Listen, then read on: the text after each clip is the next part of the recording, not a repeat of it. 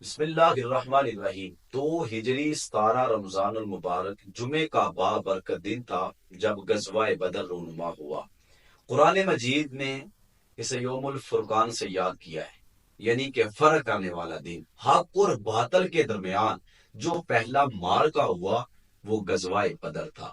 نبی کریم صلی اللہ علیہ وآلہ وسلم کے غلاموں پیارے آقا 313 صحابہ کے ساتھ غزوہ بدر میں حاضر ہوئے۔ بالکل تھوڑا سا ساز و سامان تھا، 2 گھوڑے تھے مسلمانوں کے پاس، 70 اونٹ تھے اور 2 زرے اور 8 تلواریں تھی، جبکہ کفار کا جو لشکر تھا وہ 1000 افراد پر مشتمل تھا، اور ان کے پاس جو سامان تھا وہ بھی بہت زیادہ تھا۔ 100 گھوڑے تھے، 700 اونٹ، اور اس کے ساتھ اور بہت سارا ساز و سامان تھا۔ غزوہ بدر کی تمام رات آقا کریم صلی اللہ علیہ وآلہ وسلم نے اپنے رب کے حضور عجز و نیاز میں گزاری، اور صبح مسلمانوں کو نماز فجر کے لیے بیدار فرمایا۔ نماز کے بعد میرے کریم آقا صلی اللہ علیہ وسلم نے ایک خطبہ ارشاد فرمایا، جس سے مسلمان شوق شہادت سے شرشار ہو گئے۔ حضور نبی کریم صلی اللہ علیہ وآلہ وسلم نے پہلے مسلمانوں کے لشکر کی جانب نظر فرمائی، حضور نے نظر فرمائی، یوں کہہ لیں کہ نظر کرم حضور نے فرمائی، اور پھر غفار کی طرف دیکھا اور دعا کی، یا رب اپنا وعدہ سچ فرما جو تو نے مجھ سے کیا ہے۔ اگر مسلمانوں کا کہا، میرے آقا نے کیا فرمایا، یا اللہ اگر مسلمانوں کا یہ گروہ ہلاک ہو گیا تو روح زمین پر تیری عبادت نہ کی جائے گی۔ اللہ عز و جل نے مسلمانوں کی مدد کے لیے 1000 فرشتے جو ہے وہ نازل فرمائے۔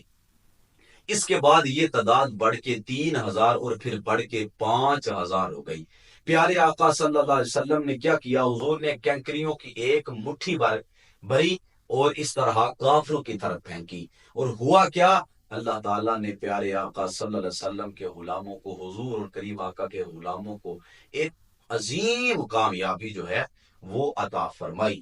کفار 70 کفار ہے وہ واصل جہنم ہوئے، اور 70 کے قریب ہی گرفتار ہوئے، جبکہ 14 مسلمانوں نے جام شہادت نوش فرمایا۔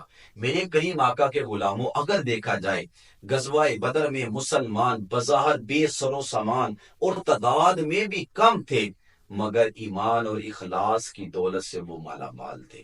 ان کے اندر جو جذبہ عشق رسول تھا، اسی وجہ سے اللہ تعالیٰ نے ان کو کامیابی عطا فرمائی۔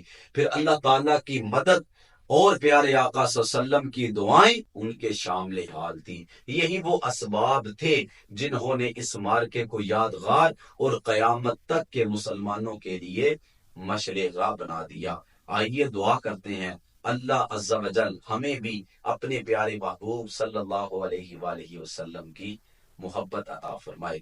آمین، وما علینا الا البلاغ المبین۔